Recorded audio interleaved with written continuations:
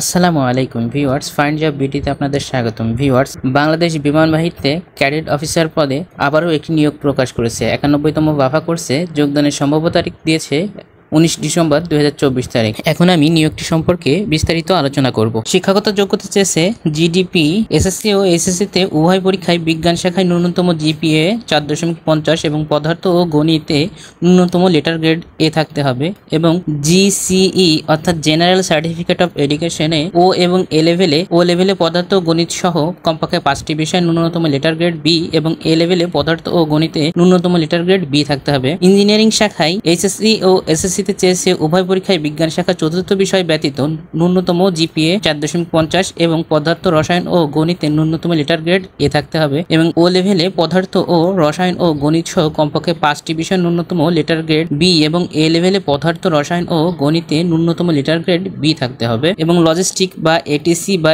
এডিডব্লিউসি তে এসএসসি ও এসএসসি চেয়েছে উভয় পরীক্ষায় বিজ্ঞান শাখায় ন্যূনতম জিপিএ 4.50 এবং পদার্থ ও গণিতে ন্যূনতম লেটার গ্রেড এ থাকতে হবে এবং ও লেভেল পদার্থ ও গণিত সহ কমপক্ষে 5টি বিষয়ে ন্যূনতম লেটার গ্রেড বি এবং এ লেভেলে পদার্থ ও গণিতে ন্যূনতম লেটার গ্রেড বি থাকতে হবে এবং লজিস্টিক এটিসি বা এডিডব্লিউসি প্রার্থীদের শাখা 1 বছর প্রশিক্ষণ শেষে নির্ধারণ করা হবে এবং অ্যাডমিনে এসএসসি ও এইচএসসি চেয়েছে উভয় পরীক্ষায় যে কোনো শাখায় ন্যূনতম জিপিএ 4.50 এবং ও লেভেলে কমপক্ষে 5টি বিষয় ন্যূনতম লেটার গ্রেড বি এবং এ লেভেলে 2টি বিষয়ে ন্যূনতম লেটার গ্রেড বি থাকতে হবে। অন্যান্য যোগ্যতা চেয়েছে নাগরিকত্ব বাংলাদেশি হতে হবে এবং বৈবাহিক অবস্থা অবিবাহিত হতে হবে। বয়স 16 বছর 6 মাস হতে 22 বছর পর্যন্ত হতে হবে। বয়সের ক্ষেত্রে কোনো হলফনামা বা অ্যাফিডেভিট গ্রহণযোগ্য হবে না। উচ্চতা চেয়েছে পুরুষের ক্ষেত্রে কমপক্ষে 64 ইঞ্চি, বুকের মাপ কমপক্ষে 32 ইঞ্চি এবং প্রসারণ 2 ইঞ্চি। মহিলা প্রার্থীদের জন্য জিডিপি কমপক্ষে 64 ইঞ্চি এবং অন্যান্য কমপক্ষে 62 ইঞ্চি, বুকের মাপ কমপক্ষে 28 ইঞ্চি এবং প্রসারণ 2 ইঞ্চি। ওজন, বয়স ও উচ্চতা অনুযায়ী এবং চোখের দৃষ্টিশক্তি চেয়েছে দু চোখের দৃষ্টিশক্তি জিডিপি 6/6, এটিসি এডিডব্লিউসি 6/12 এবং ইঞ্জিনিয়ারিং, লজিস্টিক ও অ্যাডমিনে 6/60 পর্যন্ত চেয়েছে।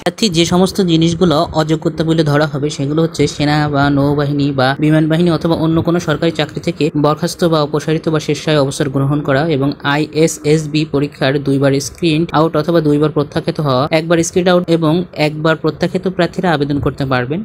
যে কোনো ফৌজদারি অপরাধের জন্য আদালত কর্তৃক দণ্ডপ্রাপ্ত বা সিএমবি অথবা আপিল মেডিকেল বোর্ড কর্তৃক প্রত্যাখ্যাত প্রার্থীর বয়স 18 বছর হওয়া পূর্বে ল্যাসিক করা হলে গ্রহণযোগ্য নয়। 18 বছর বয়সের পর ল্যাসিক করা হলে ল্যাসিক অপারেশনের তারিখ হতে চিকিৎসা বা স্বাস্থ্য পরীক্ষার তারিখের মধ্যে জিডিপি শাখার জন্য 1 বছর এবং অন্যান্য শাখার জন্য ন্যূনতম 6 মাস অতিবাহিত হতে হবে। প্রশিক্ষণ বা কমিশন, বাংলাদেশের মিলিটারি একাডেমিতে 10 সপ্তাহ সহ বাংলাদেশে বিমান বাহিনী একাডেমিতে 3 বছর মেয়াদী প্রশিক্ষণ শেষে ফ্লাইং অফিসার পদবিতে নিয়মিত কমিশন প্রদান করা হবে। কমিশন প্রাপ্তির পরবর্তী 1 বছর সহ মোট 4 বছর মেয়াদী স্নাতক বা সম্মান ডিগ্রি প্রদান করা হবে। প্রশিক্ষণ শেষে অর্জিত যে ডিগ্রিটা সেটা Bangladesh university of professional BUP এর অধীনে বিএসসি সম্মান অ্যারোনটিক্স বা বিবিএ ডিগ্রি দেওয়া হবে এবং বিশেষ সুযোগ সুবিধা হচ্ছে প্রশিক্ষণকালীন অফিসার ক্যাডেটদের মাসিক বেতন 10,500 টাকা এবং প্রশিক্ষণ শেষে পদবি অনুসারে আকর্ষণীয় বেতন ও ভাতা প্রাপ্ত হবে। নির্বাচন পদ্ধতি: প্রাথমিক লিখিত পরীক্ষা আইকিউ,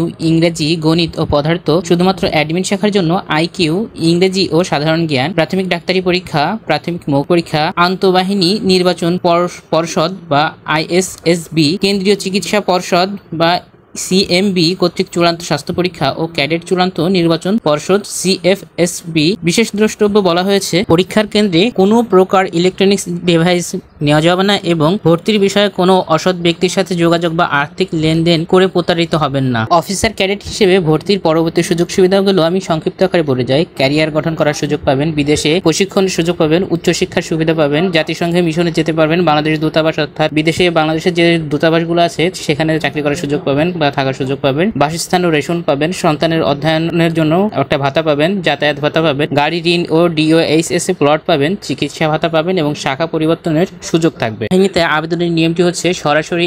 https:/joinairforce.baf.mil.bd ওয়েবসাইটে অ্যাপ্লাই নাও এ ক্লিক করে পরবর্তী নির্দেশনা অনুযায়ী রেজিস্ট্রেশন করে ফি বাবদ 1000 টাকা পরিশোধ করা হলে রেজিস্ট্রেশনকৃত মোবাইল নম্বরে ইউজার আইডি এবং পাসওয়ার্ড প্রেরণ করা হবে।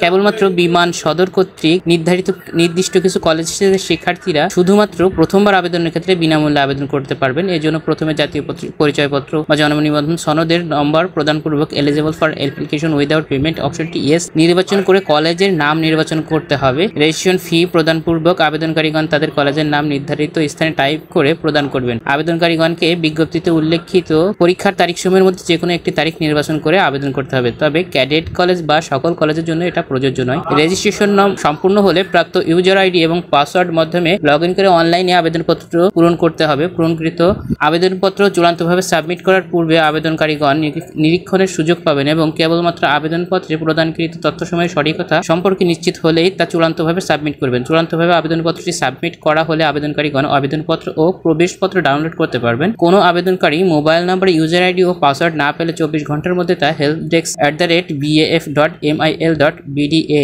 আবেদনপত্রের জন্য ব্যবহৃত ইমেল অ্যাড্রেস হতে পেমেন্ট ইনভয়েসের কপি বা প্রমাণ সহ ইমেল করে জানাতে হবে। উক্ত আবেদনপত্র প্রাথমিক লিখিত পরীক্ষার নির্ধারিত তারিখে ছবি, শিক্ষাগত যোগ্যতা সনদ ও অন্য সনদের সত্যায়িত ফটোকপি সহ বিমান বাহিনী ও তথ্য ও নির্বাচনী কেন্দ্রে জমা দিতে হবে। আর আবেদনের সময়সীমা হচ্ছে 1 মে 2024 থেকে 28 সেপ্টেম্বর 2024 তারিখ পর্যন্ত। আবেদনপত্র জমা দিনের নিয়মগুলি অবশ্যই আপনারা অনেক ভালো করে দেখে বুঝে তারপরে আবেদনপত্রটি জমা দিবেন এবং পরীক্ষার তারিখ এবং পরীক্ষার কেন্দ্র অবশ্যই ভালোভাবে জেনে নেবেন এবং দেখে নেবেন এবং পরীক্ষা গ্রহণের দিন সকাল 8টার মধ্যে প্রার্থীকে অবশ্যই উপস্থিত হতে হবে। আর আমার ভিডিওটি ভালো লেগে থাকলে এবং এমন সব চাকরি সার্কুলার সবার আগে পেতে আমার চ্যানেলটি সাবস্ক্রাইব করতে পারেন।